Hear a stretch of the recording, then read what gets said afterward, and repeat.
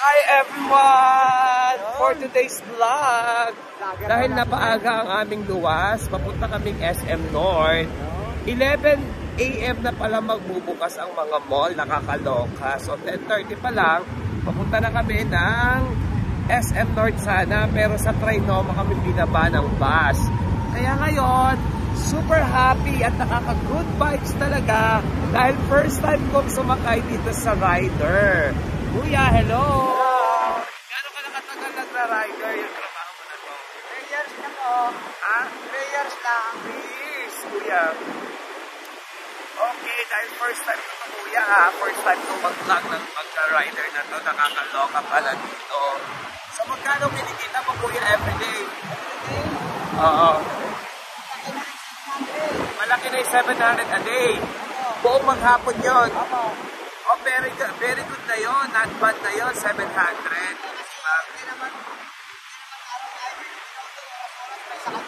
Kaya nga eh. Kuya, ano ba pangalan mo? Dexter po. Oh, si Kuya Dexter. Madalas dito siya. Nakita ko siya dito sa Trinoma.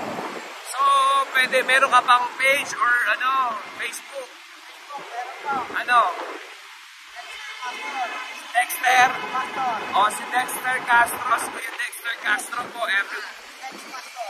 Ha? Dex Pastor sa Facebook. Ah, okay. So, si Dex Pastor po. Ayan, i-message siya. Pag kailangan niyo po ng rider dito, madalas ka lang dito, kuya, sa SM North tsaka sa Trinoma. Opo. O, ayan. So, eto na kami sa SM North. Ihahatid na kami ni kuya dito kasi kakain po kami dito sa Vikings. Meron pong manlilibre dito. Kaya eto na kami. Ang bilis namin nakarating dito. Oh. Kaway-kaway ka naman, kuya. Ayan, si kuya. Ayan, nasa na sila? Ayan. So, nakarating na kami. Eto na po si Petit, si Bumblebee. Bumblebee, for today's vlog. Doon daw kami kasi hindi ko alam. Sabi ko sa'yo, kuya, paunahin mo siya eh. So, first time ko pala, napakabongga talaga yung nauso na to rider talaga. Diba? Nakakaloka. Ang saya dahil may vlog ako ngayon. Diba? Si Kuya Dex Castro po. Ayan po, i-message niyo si Kuya Dex. Mabait to. Kung kailangan niyo po ng rider, pwede. Pwede ka ba ka-message sa messenger mo, sa Facebook mo, Kuya Dex? Pwede po. Ayan, so nandito na kami ngayon.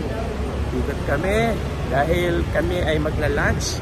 Dahil meron nag-invite sa akin na kakain daw kami dito sa Vikings. Dito sa SM North. Eh, ang layo kuya ng Trinoma ha. Tapos lalakarin namin yon. Ay nako, nakakaloka. Pero ang ganda ng panahon kasi gloomy weather po ang panahon ngayon. Kaya masaya, perfect. So, nandito na kami guys. Everyone, thank you so much. Paalam!